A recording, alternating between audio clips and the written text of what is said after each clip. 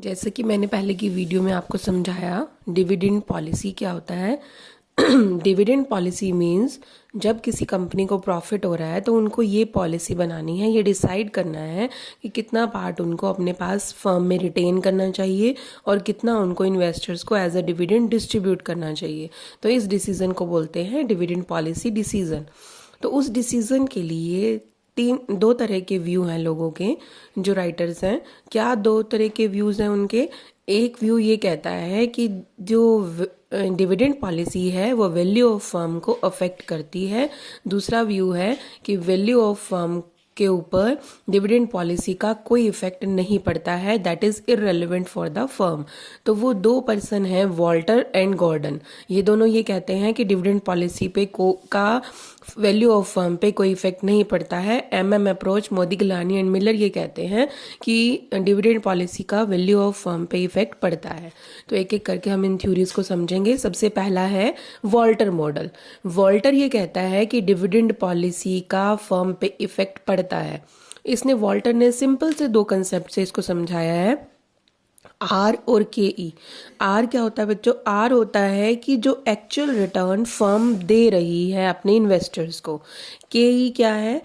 Cost of capital. Cost of capital बहुत important concept है। ये कहता है हर फर्म ये देखती है कि हमारे इन्वेस्टर्स हमसे कितना एक्सपेक्ट कर रहे हैं, कि फर्म कितना पे करेगी शेयर्स के लिए, डिबेंचर्स के लिए।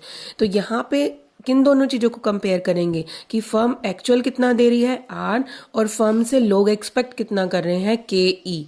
तो अगर कोई फर्म, आर यानी जो फर्म दे रही है, अगर फर्म ज़्यादा दे रही है जितना उससे एक्सपेक्ट किया जा रहा है, तो दैट मीन्स वो ग्रोथ फर्म है, अच्छा दे रही है। तो अगर कोई फर्म ग्रोथ फर्म है, जो कोई फर्म अच्छा दे रही है, तो उसको अपनी गुडविल बनाने की रिक्वायरमेंट नहीं है। ठीक है, तो उस केस में उस फर्म के लिए बेटर क्या है कि उनको रिटेन कर लेना चाहिए, क्योंकि वो ऑलरेडी ही ज़्यादा पे कर रही है जितना लोग उनसे एक्सपेक्ट कर रहे हैं। सेकंड ऑप्शन क्या हो सकता है कि अगर कोई फर्म ऐसी है जिसका आर के ई से कम है, कम का मतलब है कि जितना लोग उससे एक्सपेक्ट कर रहे हैं, के ही जितना इन्वेस्टर एक्सपेक्ट कर रहे हैं, आर जितना फर्म दे रही है। अगर फर्म कम दे रही है जितना उससे एक्सपेक्ट किया जा रहा है, तो इसका मतलब वो डिक्लाइनिंग फर्म है, उसको अपनी पोजीशन को इम्प्रूव करना चाहिए, अदरवाइज उसकी मार्केट प्राइस डाउन चले जाएंगे। तो अपनी पोजीशन को इम्प्रूव करने के लिए क्या करना चाहिए? They should pay the dividend. तो ऐसी फर्म जिसका आर कम है के ई से, उनको डिविडेंड पे करना चाहिए, अपने पास कम रखना चाहिए। डिविडेंड पे करने से क्या फ़ायदा होगा? इससे उनकी गुडविल बढ़ेगी, गुडविल बढ़ने से उनका मार्केट प्राइस अप चला जाएगा। तो अगर ये फर्म डिविडेंड देती है तो उससे उनका मार्केट प्राइस बढ़ जाएगा। और अगर ग्रोथ फर्म थी, अगर वो रिटेन ज़्यादा करते हैं तो उनका मार्केट प्राइस बढ़ जाएगा।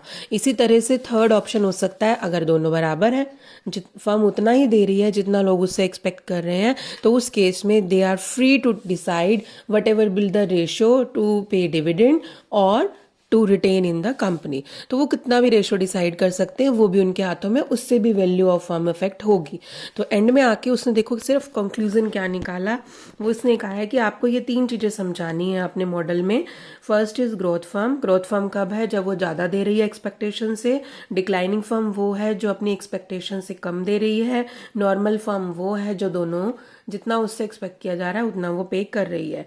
अगर किसी फर्म की पोजीशन अच्छी है, वो ग्रोथ फर्म है, तो उस केस में उन्हें अपने पास रिटेन ज़्यादा करना चाहिए, अपनी फर्म की ग्रोथ में लगाना चाहिए, क्योंकि उनकी गुडविल ऑलरेडी अच्छी है, तो उससे उनके मार्केट प्राइस हाई जाएंगे। लेकिन अगर कोई फर्म डिक्लाइन कर रही है तो उनके मार्केट प्राइस डाउन जा रहे हैं, अभी उसको इम्प्रूव करने के लिए उनको डिविडेंड देना चाहिए, तो उससे उनके मार्केट प्राइस अप हो जाएंगे। अगर कोई नॉर्मल फर्म है, वो कोई भी रेशो रख सकती है, कितना भी डिविडेंड दे, कितना भी रिटेन करे, their market price will remain same.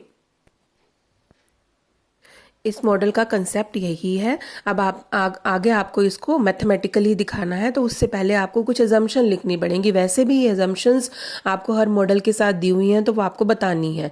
जैसे कि फर्स्ट है constant return and constant cost of capital. हमने दो टर्म्स यूज़ की हैं, आर और के ई। हम ये मान के चल रहे हैं कि दोनों वे ये सेम रहती हैं, इन दोनों में चेंज नहीं होता। हम सिर्फ इनका कंपैरिजन कर रहे हैं, हर फर्म का आर और के ई कांस्टेंट है, चेंज नहीं है, चेंजेबल नहीं है। इंटरनल फाइनेंसिंग, इसका मतलब ये है कि फर्म सिर्फ क्या करती है, अपनी फाइनेंसिंग, अपना पैसा कहाँ से लगा रही है, through retained earnings, through reserves only. 100% dividend पे आउट। ऐसा भी इसमें ऑप्शन है कि आप पूरा का पूरा डिविडेंड दे दो या पूरा का पूरा अपने पास रिटेन कर लो। फोर्थ पॉइंट है कांस्टेंट ईपीएस। हम ये भी मान के चलते हैं कि जो अर्निंग पर शेयर है, हर शेयर को जो दिया जा रहा है, इक्विटी शेयर को अर्निंग्स पर शेयर और डिविडेंड पर शेयर, वो दोनों भी कांस्टेंट है, वो बार बार हर फर्म के चेंज नहीं हो रहे हैं। The firm has very long life, ये भी हम मान के चलते हैं। तो ये 5 इसकी अजम्पशंस हैं जो आपको लिखनी ही लिखनी है। इसके बाद एक मैथमेटिकल फॉर्मूला है, ये भी बहुत बार पूछा जाता है कि विद इलस्ट्रेशन समझाइए, तो आपको ये भी याद करना है। पी यहाँ पे है, देखो, prevailing market price of the share, ये हम निकालेंगे। मार्केट प्राइस हमें निकालना है, कैसे निकालना है? T is dividend per share, R is actual rate of return, के मैंने आपको बताया expected rate of return, E is earning per share, D is dividend per share. तो ये फॉर्मूला है डी प्लस आर ओवर के ई, और इसकी ब्रैकेट में आएगा E minus D earning per share minus dividend per share, और इस पूरे को आप डिवाइड करेंगे के ई से, और इसको हमें समझाना है। अभी तक जो मैंने आपको समझाया था वो यही था कि ग्रोथ फर्म है तो रिटेन ज़्यादा करे, डिक्लाइनिंग फर्म है तो डिविडेंड पे करे, नॉर्मल फर्म है तो कोई फिक्स रूल नहीं है। तो अब इस एग्जांपल से यही बात जो हमने बोली है इसको हम क्लियर करेंगे। यहाँ पे अगर हमने एज्यूम किया है कि E cost of capital, cost of equity है 10%, अर्निंग पर शेयर ₹10 फिक्स कर दिया है। अगर कोई ग्रोइंग फर्म है तो वो आर दे रही है 15%, 15%। नॉर्मल फर्म है तो वो 10% सेम जितना एक्सपेक्ट किया था उतना देगी। देखो ग्रोइंग फर्म है तो इस 10% से ज्यादा दे रही है 15%। अगर डिक्लाइनिंग फर्म है तो इसका मतलब वो इससे कम दे रही है, यानी 8% दे रही है। तो इन 3 सिचुएशन में हम इसको क्लियर करेंगे। फर्स्ट लेते हैं, जैसे कि फर्स्ट केस हमने लिया कि अगर हम ये मान के चलते हैं कि डी जो है डिविडेंड पर शेयर 0 है, डिविडेंड पर शेयर 0 है, तो उससे क्या इफेक्ट पड़ेगा मार्केट प्राइस पे?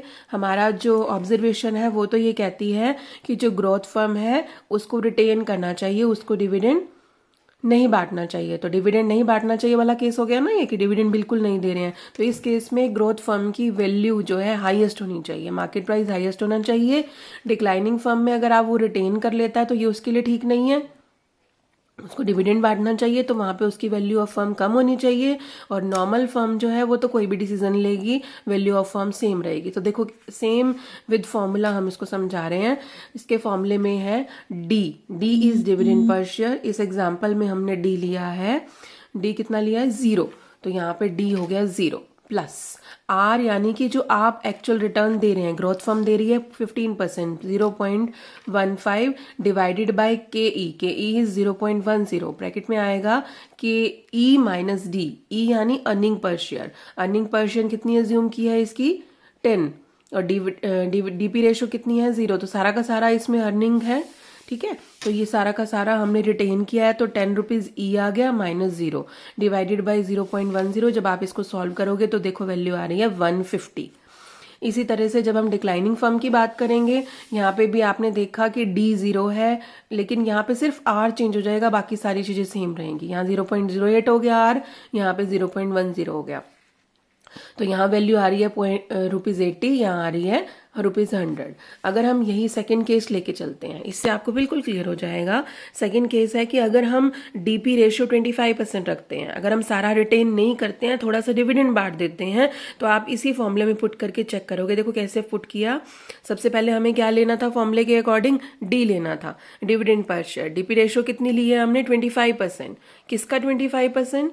जो आपके पास अर्निंग्स है। हमने ₹10 देखो अर्निंग्स है, ₹10 अर्निंग्स है ना। तो अगर डीपी रेशियो 25% ली है तो इसका मतलब इस 10 का 25% निकालोगे तो आ जाएगा 2.5, 2.5। तो 2.5 डिविडेंड आ गया, 0.50 हमारे आर है इसके अंदर, 0.10 इसमें के ई है। 10 रुपए की टोटल अर्निंग थी, उसमें से 2.5, 2.5 जो है वो डिविडेंड दे दिया, बाकी का 7.5 बच गया। तो आपके पास निकल के आई मार्केट प्राइस 137.50। 150 रुपए तब आ रही थी मार्केट वैल्यू जब वो सारा रिटेन कर रहे थे, अब अगर उन्होंने थोड़ा सा डिविडेंड बांटा है तो उस केस में उनकी वैल्यू कम हो गई है, यही चीज़ हम एक्सप्लेन करना चाह रहे थे। और अगर हम डिक्लाइनिंग फर्म की बात करें, वो जितना बांटती जाएगी उतना उसके लिए अच्छा है। तो यहाँ पे जब उन्होंने 2.5 डिविडेंड बांटा है तो उस केस में देखो उनकी वैल्यू बढ़ गई है। उनकी मार्केट प्राइस पहले 80 था, अब 85 हो गया है। लेकिन नॉर्मल फर्म में पहले भी 100 था, अब भी 100 है, कोई फर्क नहीं पड़ा है। तो यही बात क्लियर हो जाती है, अगर कोई ग्रोथ फर्म है तो रिटेन ज़्यादा करे तब बेनिफिट है, अगर कोई डिक्लाइनिंग फर्म है जब वो ज़्यादा पे करेगी तब बेनिफिट है, और अगर आपकी कोई नॉर्मल फर्म है कितना भी पे करे कोई फ़र्क नहीं पड़ेगा। तो देखो दोनों ही केसेस में ₹100 है इनकी। तो इस तरह से एग्जाम्पल से हमें समझाना है।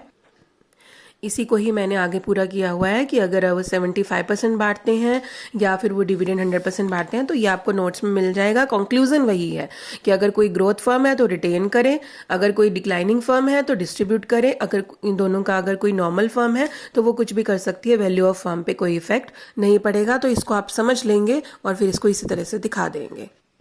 अब इसी अप्रोच की कुछ क्रिटिसिज्म है, यानी कमियां भी होती हैं। तो वो कमियां यही हैं। सबसे पहली बात, जो उसकी एजम्पशन है वही कमियां हैं। एजम्पशन इन्होंने ली थी कि सारी की सारी इंटरनल फाइनेंसिंग होगी, बाहर से नहीं ले रही है फर्म। ऐसा पॉसिबल ही नहीं है सभी के लिए। सभी कैसे रिजर्व में से निकाल के पैसा और अपने फर्म में लगा सकते हैं। फिर वो कह रहा है कि जो आर है वो फिक्स रहेगी हर फर्म की, तो ये भी पॉसिबल नहीं है। ठीक है, क्योंकि फ्यूचर की बात कर रहे हैं, फ्यूचर तो अनसर्टेन है। इसी तरह से केई की बात करते हैं, कॉस्ट ऑफ कैपिटल, लोगों को एक्सपेक्टेशन भी चेंज होती रहती हैं। तो ये 3 इसकी लिमिटेशन है, ये भी आपको बतानी है। अब नेक्स्ट अप्रोच है गॉर्डन मॉडल। गॉर्डन मॉडल भी बहुत इंटरेस्टिंग व्यू दे रहा है। वो ये कहता है डिविडेंड पॉलिसी अफेक्ट होती है वैल्यू ऑफ फर्म से, लेकिन इसके बताने का तरीका अलग है। क्योंकि गॉर्डन ये एज्यूम करता है, पहली इंपॉर्टेंट चीज, कि लोग रेशनल हैं। रेशनल मतलब समझदार हैं, तो वो रिस्क को अवॉइड करते हैं। वो ज़्यादा रिस्क नहीं लेना चाहते हैं। वो ये सोचते हैं कि जितना अभी मिल रहा है ना उसी में बेनिफिट है, यानी वो प्रेफर करते हैं present certain return rather than future return. ठीक है, तो ये इसका मेन कंसेप्ट है। देखो, हर इन्वेस्टर के पास 2 ऑप्शन होते हैं, या तो उसको डिविडेंड मिल जाएगा या फिर वो फर्म जो है रिटेन कर लेगी, कि फर्म रिटेन कर लेगी अपनी फ्यूचर के लिए। तो या तो वो डिविडेंड देगी कम फर्म, या फिर वो रिटेन करेगी। अगर कोई फर्म डिविडेंड देती है, ठीक है, वो गॉर्डन क्या कहता है एक्चुअल में, पहले उसको समझते हैं। गॉर्डन कहता है investor prefer a bird in hand. ये शायद आप लोगों ने सुनी होगी, ये बहुत अच्छी कहावत है कि a bird in hand is better then 2 in the Bush. जो अभी एक बर्ड जो आपके हाथ में है ना उसको पकड़ लो, आप 2 को पकड़ने जाओगे जो कि झाड़ी में दिख रहा है तो ये जो हाथ में है वो भी उड़ जाएगा। ये बात ये कहता था इसमें। इस चीज का मतलब क्या है? इसका मतलब ये कहता है कि जो अभी आपको प्रेजेंट में मिल रहा है दैट इज बेटर, आप उसको संभाल लो, क्योंकि फ्यूचर तो अनसर्टेन है। अगर आप सोचते हो कि फ्यूचर में कोई आपको ज्यादा देगा तो उसके चक्कर में अगर आप अभी प्रेजेंट को नहीं लेते हो तो आपका वो फ्यूचर वाला भी जाएगा और प्रेजेंट भी जाएगा। तो इसीलिए ये जो गॉर्डन है वो इस अप्रोच को प्रेफर करता है कि इन्वेस्टर जो है उन चीजों को कम इंपॉर्टेंस देते हैं जो अभी करंट में कुछ नहीं दे रहे हैं। यानी वो उन फर्म्स के शेयर को बेचना शुरू हो जाते हैं जो करंट डिविडेंड नहीं देती है, उनकी वैल्यू डिक्लाइन होनी शुरू हो जाती है। लेकिन अगर कोई ऐसी फर्म है जो कांस्टेंट डिविडेंड दे रही है, जो अभी डिविडेंड दे रही है, वो उसको ही प्रेफर करते हैं और उनकी वैल्यू अप चली जाती है। देखो इसी चीज को उसने ऐसे भी दिखाया है। रिटेंशन रेशो, रिटेंशन मतलब फर्म अपने पास रख रही है। अगर कोई फर्म अपने पास ज्यादा रखती जाती है तो देखो डिस्काउंट रेट उसकी बढ़ती जाती है। यहाँ पे डिस्काउंट रेट का मतलब है कि लोग उसके शेयर्स को बेचना शुरू कर देते हैं। अगर कोई फर्म थोड़ा रिटेन कर रही थी तो लोग रखे हुए थे, जैसे ही फर्म ज्यादा अपने पास रखना शुरू कर देगी और वो सोचेगी कि नहीं मैं डिविडेंड बाद में दूंगी, तो लोग उसके शेयर्स को बेचना शुरू कर देंगे, क्योंकि इनसिक्योरिटी स्टार्ट हो जाती है। तो इसीलिए जो आपका डिविडेंड डिसीजन है वो वैल्यू ऑफ फर्म को इफेक्ट करता है, ये गॉर्डन कहता है। इनकी भी कुछ अजम्पशन है। नो एक्सटर्नल फाइनेंसिंग, बाहर से कोई फाइनेंसिंग नहीं कर रहे हैं, सारा रिजर्व से ले रहे हैं। ऑल इक्विटी फर्म है, इसका मतलब सारा इक्विटी से वो अरेंज करते हैं। कोई टैक्स नहीं है, कॉर्पोरेट टैक्सेस में हम एज्यूम करके चलते हैं कि कोई कॉर्पोरेट टैक्स नहीं है।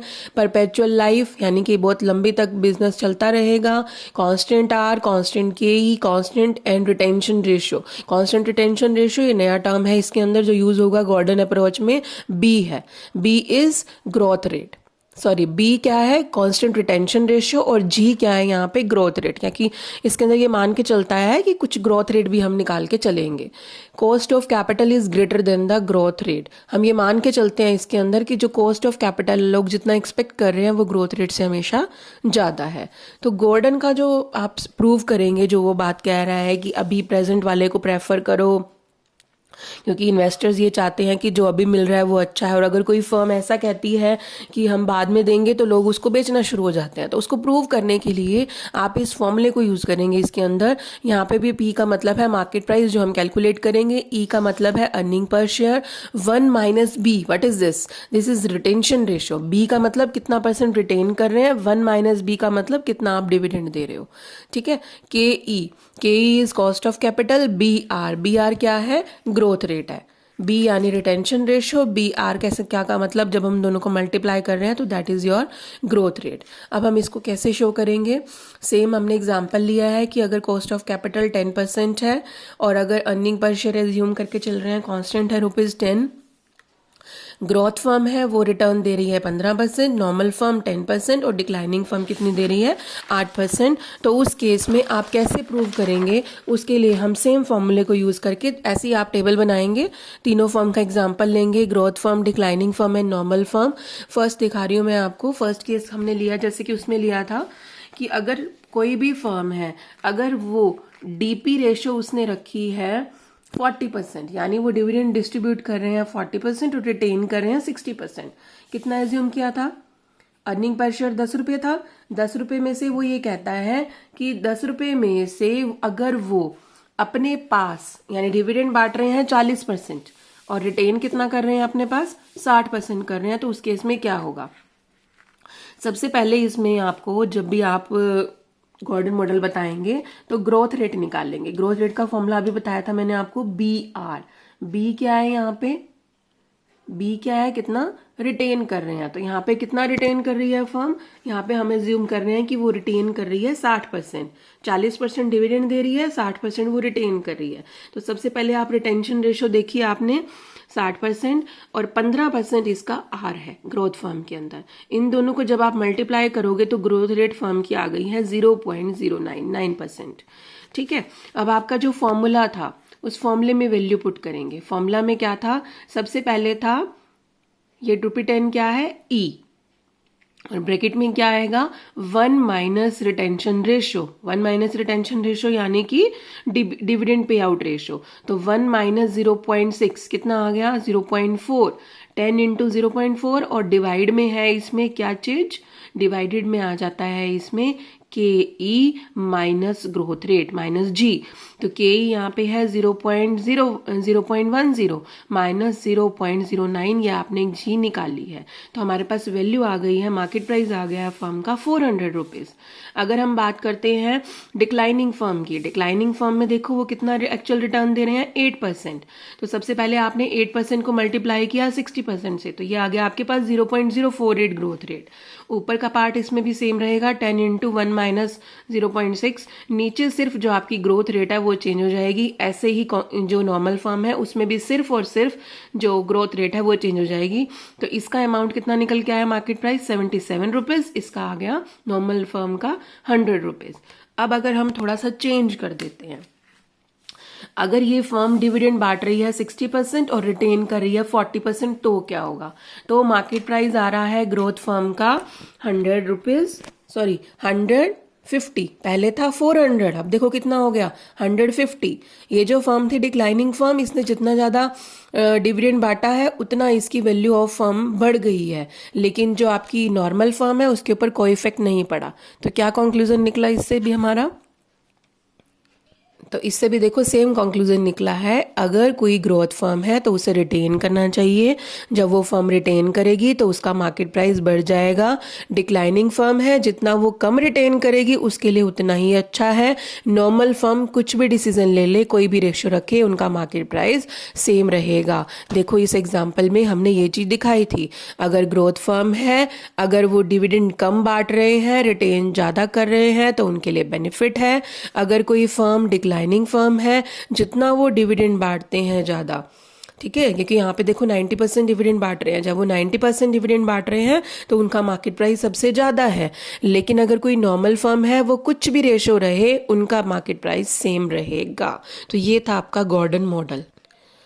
इसके बाद है last approach, theory of irrelevance. एक ही अप्रोच थी, Modigliani and Miller approach, जो कि ये कहती थी कि डिविडेंड डिसीजन का वैल्यू ऑफ फर्म पे कोई इफेक्ट नहीं पड़ता है। वो ऐसा क्यों कहते हैं? वो कहता है कि फर्म के पास अगर सफिशिएंट अपॉर्चुनिटी है तो उसको क्या करना चाहिए, फर्म को अपना, उसको डिविडेंड नहीं देना चाहिए, उसको अपनी फर्म में पैसा लगाना चाहिए।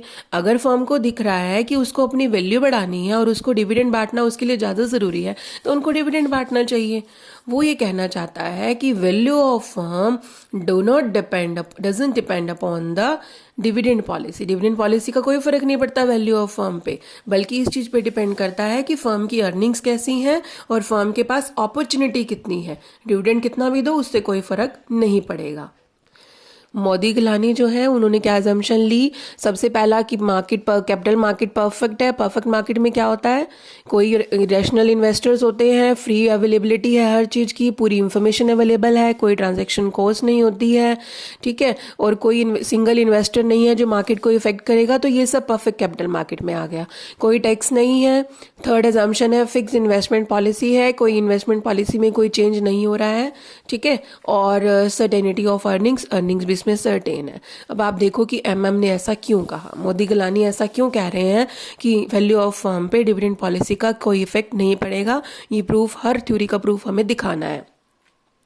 तो इसमें आप ये कहोगे कि ये दोनों कहते हैं, मोदी गिलानी ये कहते हैं कि हर एक इन्वेस्टर के पास दो ऑप्शंस होते हैं। तो फर्म क्या कर सकती है? Firm has adequate opportunities to invest. तो फर्म के पास टू अल्टरनेटिव है। First, it can retain its earnings to finance investment opportunities. अगर उसको अपॉर्चुनिटी दिख रही है फर्म को, तो वो इनको रिटेन कर लेगी, पैसे को जितना उनका प्रॉफिट हुआ है उसको रिटेन कर लेंगी, अपने पास रख लेंगी, बांटेंगी नहीं। लेकिन दूसरा ऑप्शन क्या है कि वो उस अर्निंग से डिविडेंड दे देंगी और बाहर से कहीं और से उसको जो इन्वेस्टमेंट अपॉर्चुनिटी है उसमें पैसा लगाने के लिए बाहर से कहीं से उधार ले लेंगी। देखो दोनों ही केसेस में काम हो गए ना। अपॉर्चुनिटी आ रही है उस फर्म के पास तो कोई बात नहीं, अपॉर्चुनिटी है, और वो ऑप्शन पहला ये है कि वो सारा का सारा रिटेन कर ले। दूसरा ऑप्शन क्या है कि वो रिटेन नहीं करना चाहते हैं, वो डिविडेंड बांटना चाहते हैं, तो कोई बात नहीं, डिविडेंड बांट दें, लेकिन साथ के साथ ये जो उनको अपॉर्चुनिटी में पैसा लगाना है उसके लिए बाहर से उधार ले लें। तो हम दोनों अल्टरनेटिव्स को ध्यान से समझेंगे, देखना वैल्यू ऑफ फर्म पे कोई इफेक्ट नहीं पड़ेगा। फर्स्ट लेते हैं अल्टरनेटिव। फर्स्ट अल्टरनेटिव ये है कि अगर फर्म डिविडेंड नहीं बांटती है और फर्म क्या कर रही है, अपनी फर्म में उस पैसे को रिटेन कर लेती है, डिविडेंड बांटने की बजाय अपनी फर्म में ही लगा लेती है वो पैसा, तो क्या होगा उस केस में? अगर इन्वेस्टर्स को कैश की रिक्वायरमेंट है, डिविडेंड उनको मिल नहीं रहा, तो वो क्या करेंगे? They will sell the shares. अगर वो अपने शेयर्स को, अपनी होल्डिंग्स को, जो उनके शेयर्स हैं उनको सेल करेंगे, पैसा उनके पास आ जाएगा, क्योंकि फर्म डिविडेंड नहीं दे रही है। तो उस केस में उन्होंने क्या क्रिएट किया? Home made dividend. उनको फर्म डिविडेंड नहीं दे रही थी, लेकिन उन्होंने खुद से डिविडेंड क्रिएट कैसे किया? शेयर्स को बेच के। फर्म पे कोई इफेक्ट पड़ा इसका? कोई फर्क नहीं पड़ा। क्यों नहीं पड़ा? क्योंकि एक पर्सन ने खरीदे हुए थे शेयर, अब उसने दूसरे को बेच दिए तो शेयर दूसरे के पास चले गए। फर्म का थोड़े कुछ नुकसान हुआ, एक पर्सन ने खरीदे, एक ने बेच दिए, हमारी फर्म पे कोई इफेक्ट नहीं पड़ेगा इस चीज का, सिर्फ शेयर एक्सचेंज हो रहे हैं।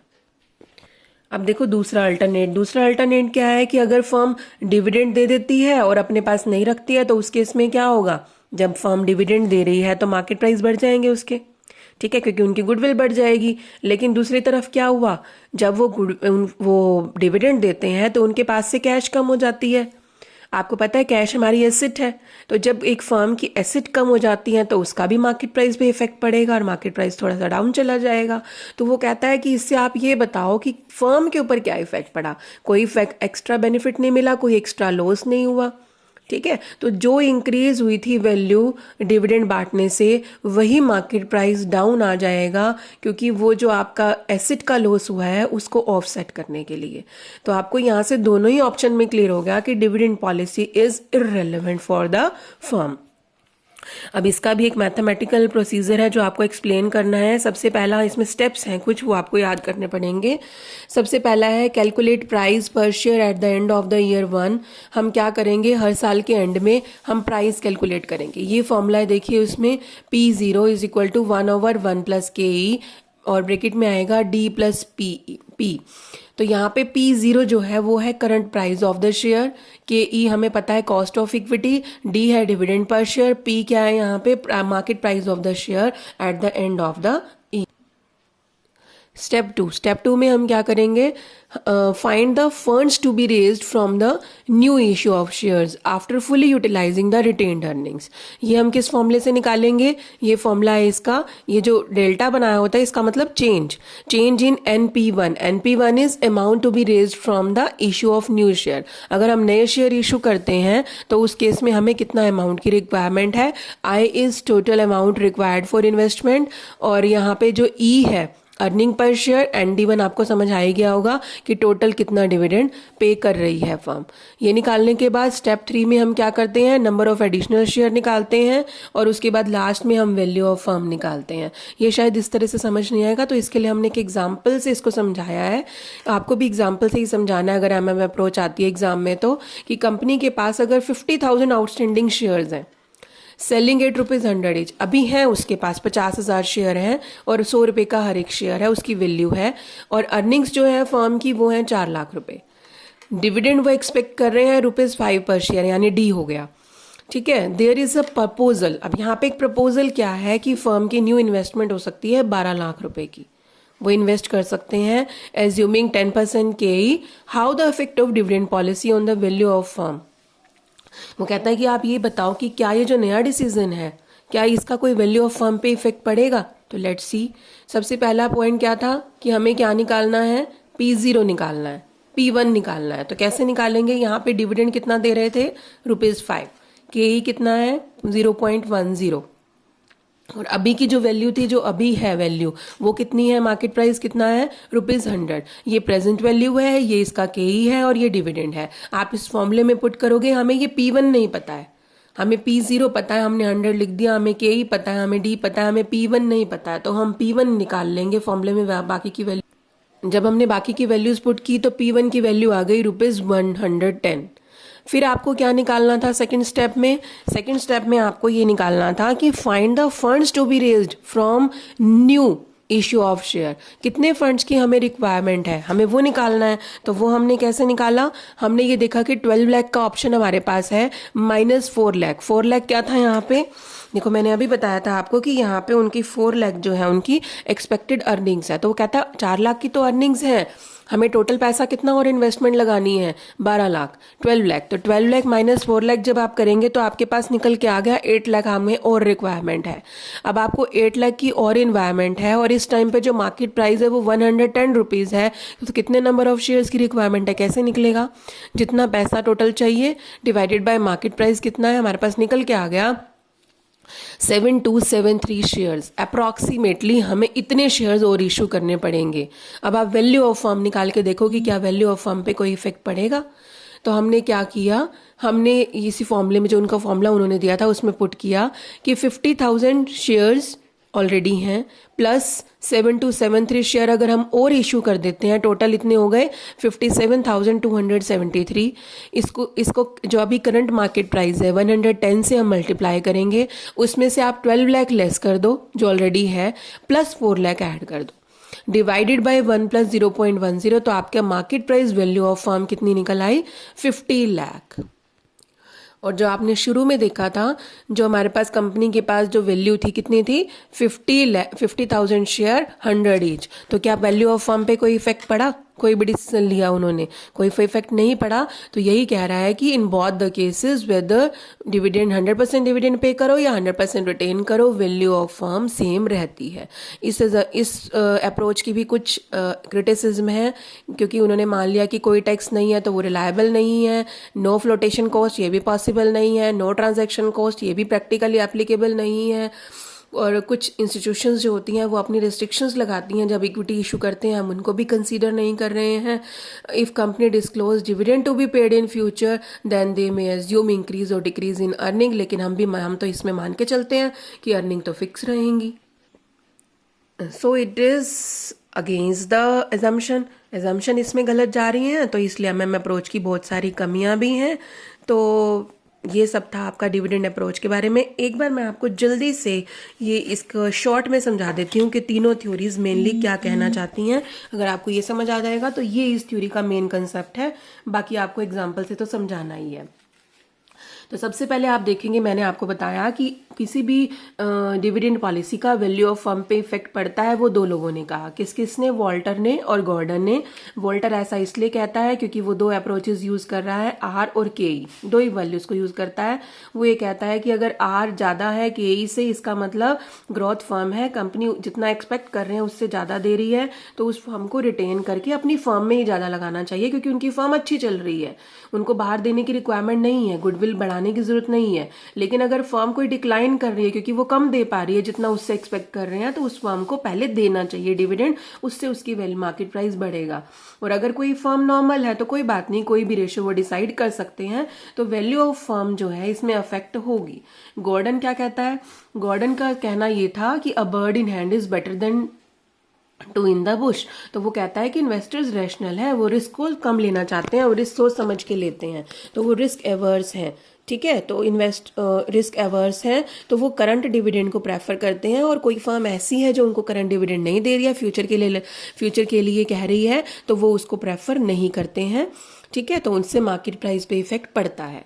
एमएम अप्रोच क्या कहती है, वो कहती है चाहे आप रिटेन करो चाहे आप पे करो, वैल्यू ऑफ फर्म पे कोई इफेक्ट नहीं पड़ेगा. क्यों नहीं पड़ेगा, क्योंकि अगर वो कहते हैं कि अगर आप रिटेन कर लेते हो सारा पैसा और डिविडेंड नहीं बांटते हो और इन्वेस्टर्स को अगर कैश की रिक्वायरमेंट है तो कोई बात नहीं, वो शेयर सेल कर देंगे और अपना होम में डिविडेंड बना लेंगे. लेकिन वैल्यू फर्म के ऊपर क्या इफेक्ट पड़ा, नो इफेक्ट, क्योंकि एक पर्सन ने शेयर खरीदे और एक ने बेच दिए, सिर्फ ऑनरशिप चेंज हुई है. और अगर कोई फर्म डिविडेंड बांट देती है और अपनी फर्म में नहीं लगाती है, तो उस केस में जो उनको डिविडेंड बांटने से मार्केट प्राइस अप हो जाएगा, लेकिन क्योंकि उनकी फर्म की एसेट कम हो रही है तो उससे मार्केट प्राइस अफेक्ट होगा. तो जो इंक्रीज हुआ था वही कहीं ना कहीं इससे ऑफसेट हो जाएगा, तो वैल्यू ऑफ फर्म पे इफेक्ट नहीं पड़ेगा. तो ये जीस्ट आपकी थ्योरीज का, आई होप कि आपको समझ आ गई होंगी. Thank you.